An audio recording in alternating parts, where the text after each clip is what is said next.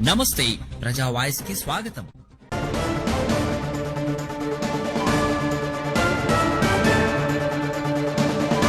ఇవాళ సంతకూల గ్రామంలోన మరి ఇక్కడ చూసుకున్నట్లయితే గత 2 రోజుల నుంచి వర్షపాతం ఎక్కువగా కురవడం వల్ల ఈరోజు ఇక్కడ 100 ఎకరాల పంట పొలాలు ఉండడం జరిగింది. మరి ఈ వంక ద్వారా నీళ్ళన్నీ కూడా పంట పొలాల్లోకి పోయే పరిస్థితి ఉంటుంది.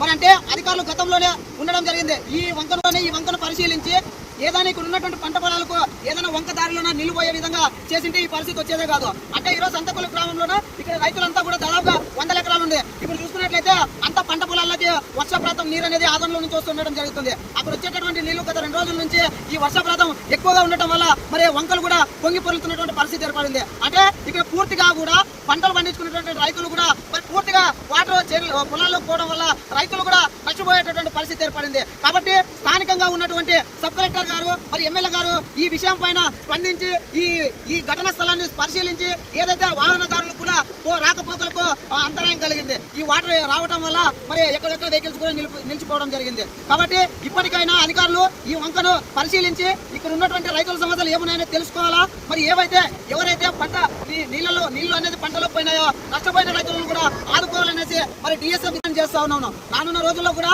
ఈ సంతకూల గ్రామం రైతులను కలుపుకొని ఎవరైతే పంటలు పండించి ఈ రోజు నష్టపోయినారో వర్షపాతం వల్ల నీళ్ళు చెన్నెలకు పోయినాయో వాళ్ళని ఖచ్చితంగా ప్రభుత్వం ఆదుకొని డిఎస్ఎఫ్ విద్యాసంఘంగా నేను డిమాండ్ చేస్తా ఉన్నాను. నా పేరు ఉదయ్ కుమార్, డిఎస్ఎఫ్ రాష్ట్ర నాయకుడు.